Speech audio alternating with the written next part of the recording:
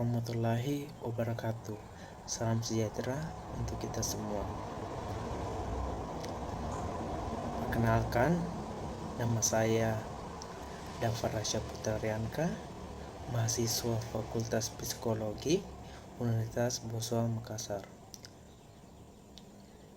Dari mata kuliah Statistika.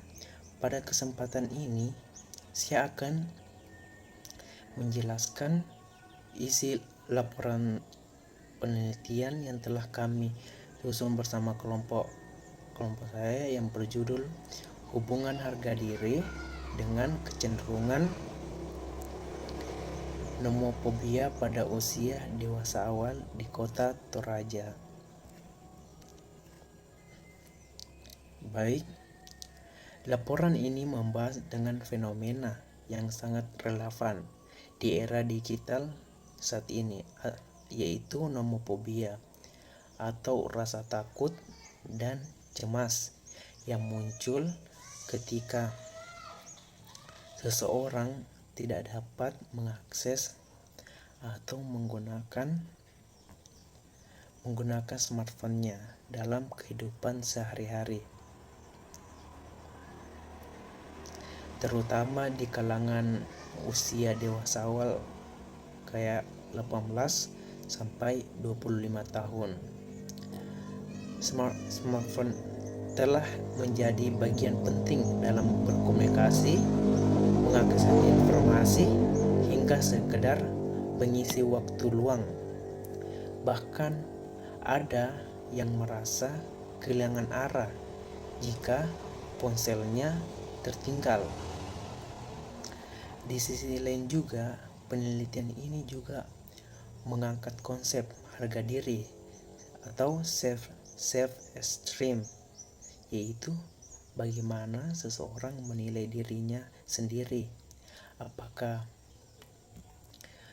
ia merasa dirinya berharga, percaya diri, dan mampu, atau justru sebaliknya. Jadi penelitian tertarik untuk melihat apakah tingkat harga diri seseorang berkaitan dengan sejauh mana ia rentan mengalami nomofobia.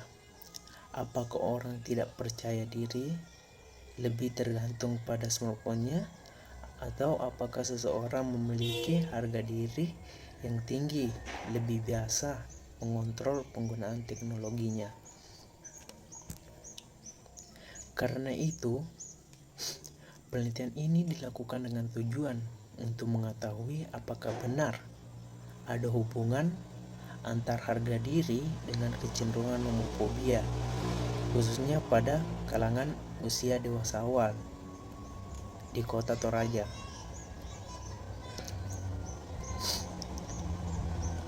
Baik, di sini nomofobia sebagai variabel dependennya.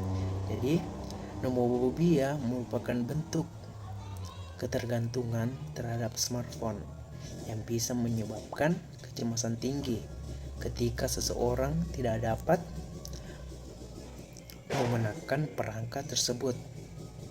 Penelitian ini menggunakan teori-teori dari Yildirim 2014 yang menyebutkan bahwa nomofobia terdiri dari 4 aspek utama, yaitu tidak bisa berkomunikasi, kehilangan koneksi atau akses ke media sosial, tidak bisa mengakses informasi, dan keluar dari zona yang nyaman. Skala yang digunakan untuk mengukur nomofobia adalah NMP-Q atau Nomophobia Questionnaire yang telah banyak digunakan dalam berbagai penelitian serupa.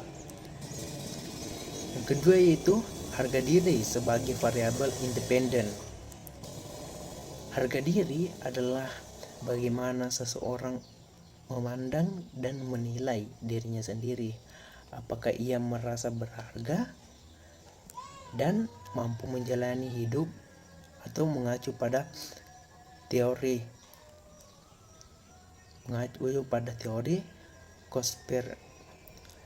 Cooper-Smith harga diri, yaitu seperti power atau kemampuan mempengaruhi dirinya sendiri dan orang lain.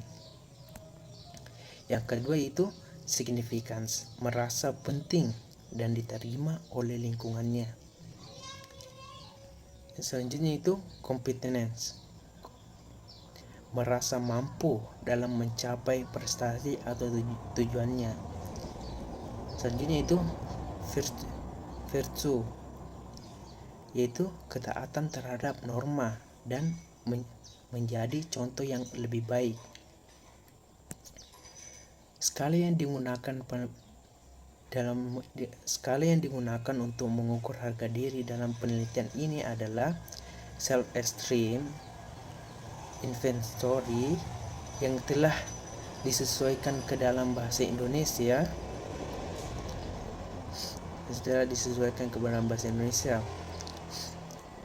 Responden dalam penelitian ini adalah 300 individu yang berusia 18-25 tahun yang tinggal di kota Toraja dan aktif menggunakan smartphone. Metodologi penelitian. Penelitian ini menggunakan pendekatan kuantitatif, yang artinya data dikumpulkan dan diolah dalam bentuk angka dan dianalisis menggunakan statistik. Semua individu usia 18-25 tahun di Toraja menggunakan smartphone dan 300 orang yang dipilih menggunakan kuesioner via Google Form. Jadi, penelitian ini menggunakan dua jenis skala Likert, yaitu skala yang mengukur harga diri dan skala untuk mengukur nomophobia. Skala ini memiliki 4 pilihan jawaban, yaitu sangat sesuai, tidak sesuai, dan sangat tidak sesuai.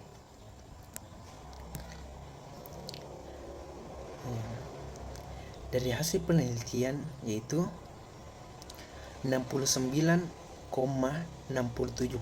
perempuan dan 30,33% laki-laki yang mayoritas berusia 18 tahun lama menggunakan smartphone. Sebanyak 50% responden menggunakan smartphone lebih dari 6 jam sehari, menunjukkan tingginya ketergantungan terhadap gadget.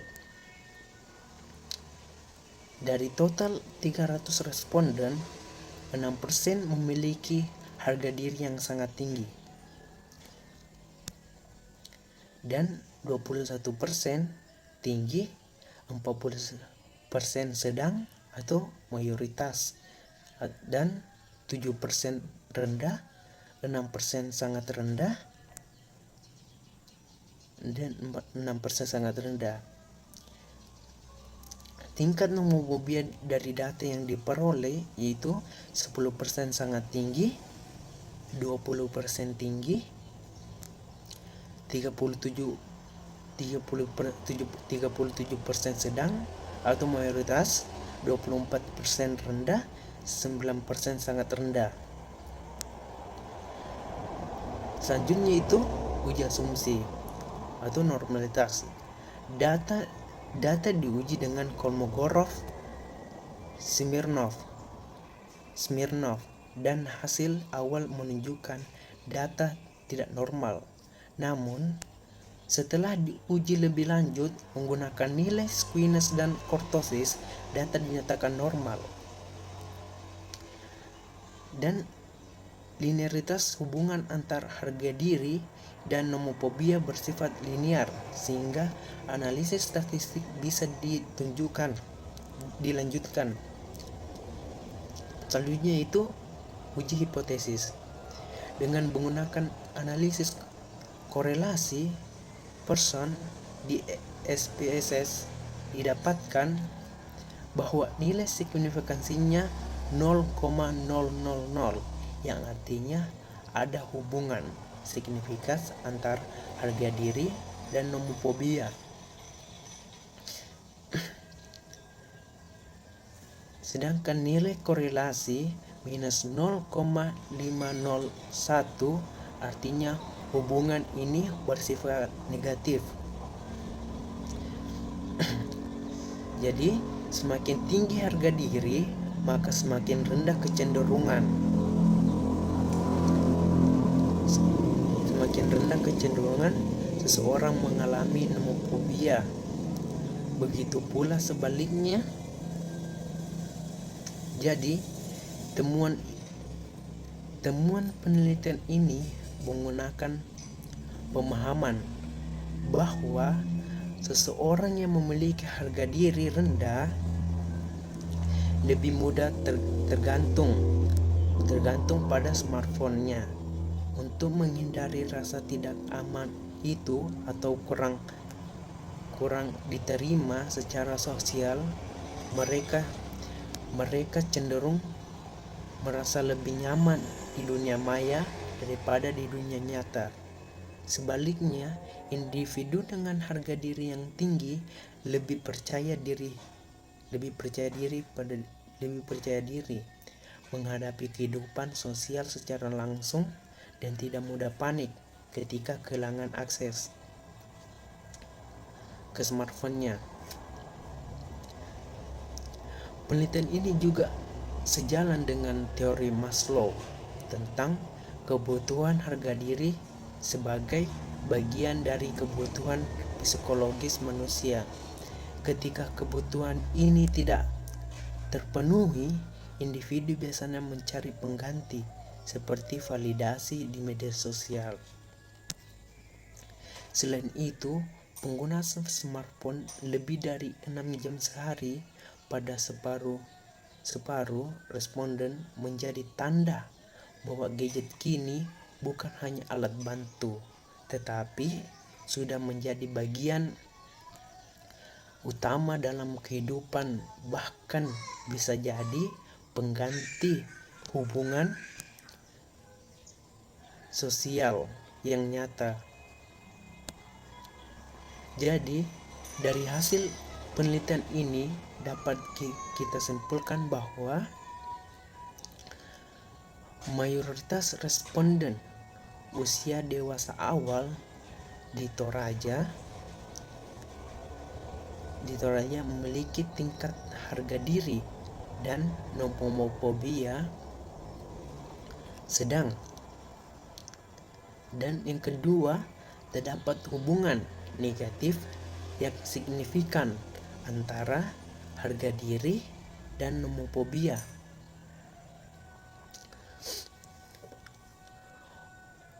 Orang dengan harga diri yang rendah cenderung lebih bergantung pada smartphone-nya dan mengalami kecemasan.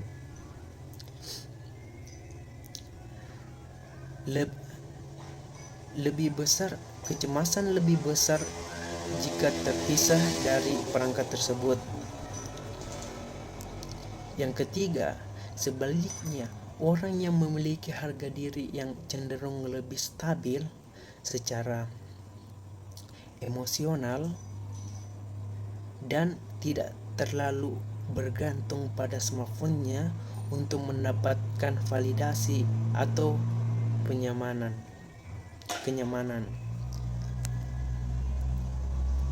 Jadi penutup, penelitian ini memberikan gambaran penting bahwa harga diri merupakan salah satu faktor psikologis yang mampu mempengaruhi cara individu berinteraksi dengan teknologi, terutama smartphone. Hasil ini didapat menjadi acuan atau untuk pihak-pihak seperti orang tua, guru, atau siapapun kerabat maupun praktisi psikologi dalam memberikan pendampingan atau edukasi terkait penggunaan gadget secara sehat di kalangan remaja dan dewasa awal. Jadi melalui laporan ini, saya sebagai mahasiswa belajar bahwa statistik tidak punya soal angka. Statistik tidak hanya soal angka, tetapi juga menjelaskan realitas kehidupan dan perilaku manusia. Harapannya dari penelitian ini tidak hanya menjadi tugas akademik saya semata, tetapi juga memberikan manfaat nyata dalam memahami dinamika psikologis di generasi muda saat ini. Demikian penjelasan yang dapat saya sampaikan. Penjabaran yang saya sampaikan bisa diberi pemahaman yang lebih utuh dan bermanfaat baik untuk kita semua. Saya Dava Raja Putra Yangka, terima kasih. Wassalamualaikum warahmatullahi wabarakatuh.